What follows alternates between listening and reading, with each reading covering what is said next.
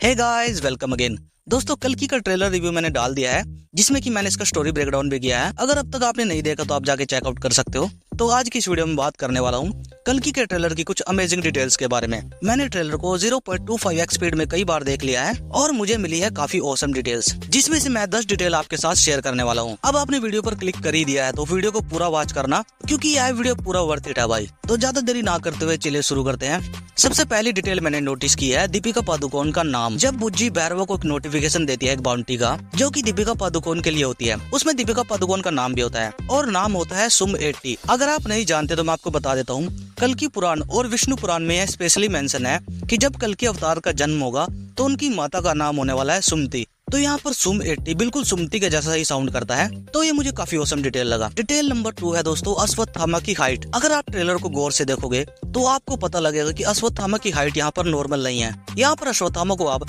दीपिका पादुकोण के सामने खड़ा हुआ देख सकते हो, जबकि वो अश्वत्थामा से काफी ज्यादा ऊंचाई पर खड़ी है, फिर भी अश्वत्थामा से काफी ज्यादा लंबे लग रहे हैं। और ये फाइट वाला सीन भी आप देख सकते हो, जहाँ पर अश्वत्थामा ने प्रभास को उठाया है, और ये हाथ वाला सीन जहाँ पर अश्वत्थामा भैरवा को उठाकर बाहर फेंकते हैं। यहाँ पर जो हाथ भैरवा के कंधे पर पड़ा है वो नॉर्मल नहीं है। तो ऐसा इसलिए है दोस्तों कि महाभारत के टाइम जो नॉर्मल ह्यूमन हाइट होती थी वो 10 से 12 फीट की हुआ करती थी। तो उसी चीज को यहाँ पर नाग अश्विन ने इस मूवी में कंटिन्यू किया है। तो यहाँ पर अश्वत्थामा की हाइट 10 से 12 फीट तो होने ही वाली है। डिटेल नंबर 3, ये सीन तो आपने देखा ही होगा, जहाँ पर कांसी सीटों को बाहर से दिखाया गया है। यहाँ पर इस बोर्ड पर लिखा है इंस्टेंट क्रीमेट 500 यूनिट्स। इसका मतलब है कि आप यहाँ पर 500 यूनिट्स में दाह संस्कार कर सकते हो। अब रिसोर्सेज नहीं बचे तो यह सब मशीन के द्वारा किया जाता है, और काशी सिटी में लगभग लोग अस्थियों को विसर्जन करने जाते ही हैं, तो ये काफी अच्छा रेफरेंस दिया गया है। डिटेल नंबर 4, ट्रेलर के आखिर में कली का एक डायलॉग आता है, जहाँ पर कमल हसन बोलते हैं कि एक नए युग का आरंभ होने वाला है। हमारे पुराणों में यह स्पेशली मेंशन है कि जब कलयुग को पूरी तरह से कब्जा कर लेगा तो लोगों के अंदर से पूरी सच्चाई और भावनाएं खत्म हो जाएगी, जिससे कि वो पूरे कलयुग को टेक ओवर कर लेगा और आगे जाकर वह पूरा सर्वनाश की तरफ जाएगा। तो यहाँ पर कमल हसन का डायलॉग यही रिप्रेजेंट करता है कि वो अपने मिशन के बिल्कुल करीब है। उन्होंने कलयुग पर पूरा टेक ओवर कर लिया है और अब वो एक नया युग स्टार्ट करने वाले हैं, जो कि उनके हिसाब से काम करेगा। डिटेल नंबर 5, इस सीन में जब अश्वत्थामा दीपिका पादुकोण को देखते हैं तो वह बिल्कुल ही इमोशनल हो जाते हैं, और उसके तुरंत बाद ही हमको महाभारत का सीन दिखाया जाता है, जहाँ पर अश्वत्थामा घुटनों के बल बैठे हुए हैं। तो इस सीन का भी एक हिडन रेफरेंस है, जो कि मैं आपको बता देता हूँ। दरअसल जब महाभारत में कौरव पांडवों से हार जाते हैं, जिसमें कि अश्वत्थामा के पिता द्रोणाचार्य की भी मौत हो जाती है,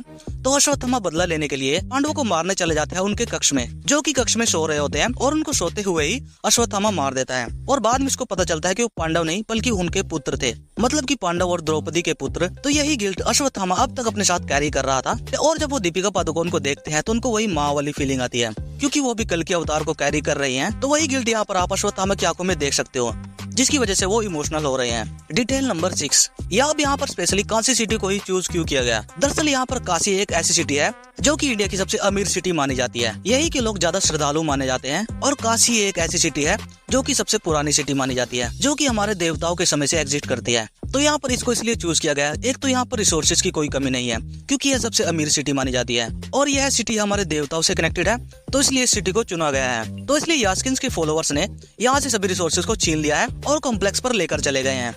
डिटेल नंबर 7, अब काशी सिटी की बात हो ही रही है, तो इसके ऊपर जो है कॉम्प्लेक्स दिखाया गया है, तो ऐसा तो नहीं लगता कि यह मैन मेड है। यह कॉम्प्लेक्स हवा में टिका है और यह ग्राउंड से बिल्कुल भी कनेक्टेड नहीं है। तो मेरा मानना है कि यह कहीं स्पेस से आया है, क्योंकि इसके एनिमेटेड सीरीज में हमको कुछ स्पेस क्राफ्ट भी दिखाए गए थे। कल ही तो हमारे यहीं पर एग्जिस्ट करता है, लेकिन जो उसके फॉलोअर्स है वो शायद दूसरी दुनिया के हो, और वही लोग इस कॉम्प्लेक्स को अपने साथ लेकर आए हों। अब वो इवल लोग थे तो इवल की ही पूजा करेंगे, तो इसलिए वो कली को मानने लगे होंगे। डिटेल नंबर 8, ट्रेलर की शुरुआत में हमको एक सीजी कैरेक्टर दिखाया जाता है, जो कि अपनी हाथ से कुछ चीज को उठाकर ऊपर भेज रहा है। तो यह कैरेक्टर शायद यहाँ पर कोई लिफ्ट का काम कर रहा होगा, और इस सीन पर आपने गौर किया होगा जहाँ पर यह हाथ टूटा पड़ा है, जहाँ से अश्वत्थामा पूरा सुपर हीरो एंट्री लेता है।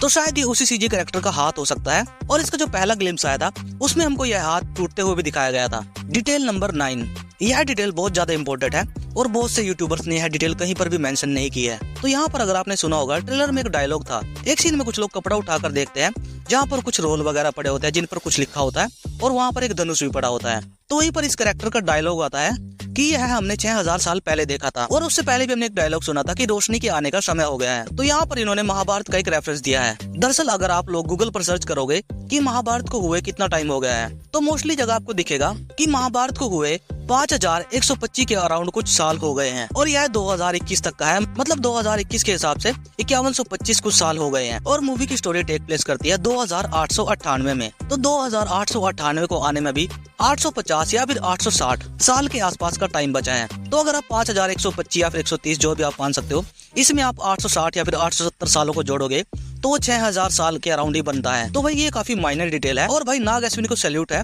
जो उन्होंने इतनी माइनर डिटेल पर काम किया है। अब डायलॉग था कि यह 6000 साल पहले देखा था, तो यहाँ पर या तो यह अश्वत्थामा के लिए हो सकता है कि इस शक्ति को 6000 साल पहले देखा था, या फिर यहाँ इनके सामने कल्कि का जन्म हो चुका होगा जो कि अब कृष्ण की तरह दिखता होगा, या फिर उसी तरह की एनर्जी कुछ उसमें से आ रही होगी। तो ये डायलॉग फिर कृष्णा के लिए हो सकता है। जी हाँ दोस्तों, भगवान कृष्ण। Detail number 10। अब यहाँ पर कली के लोगों को दीपिका पादुकोण क्यों चाहिए, तो इसका जवाब हमको उसके पहले ग्लिम्स में देखने को मिल जाता है। तो उसमें एक मशीन दिखाई गई थी जहाँ पर किसी औरत को उसमें बिठाया जा रहा था एंड उसके बाद वो मशीन बंद हो रही थी और उसके साइड में काफी सारे सेल्फ बने हुए थे। तो या तो यह मशीन ऐसा काम करती होगी कि प्रेग्नेंट औरतों के बच्चों से एनर्जी सोख कर वो लोग कली को पावर दे रहे होंगे इन ए सम वे, और या फिर ऐसा हो सकता है कि कली को पता चल गया है कि अब टाइम आ गया है कल के अवतार के जन्म लेने का। तो इसलिए जो भी औरत अब प्रेग्नेंट हो रही है तो कली के फॉलोअर्स उसको मारने का काम कर रहे होंगे। तो इसलिए वो प्रभास को बाउंटी देती है दीपिका पादुकोण को पकड़ने की। तो भाई लोग ये थी कुछ डिटेल जो कि मैंने ट्रेलर में नोटिस किया है। अगर आप लोगों ने भी कुछ नोटिस किया है तो आप कमेंट में बता सकते हो।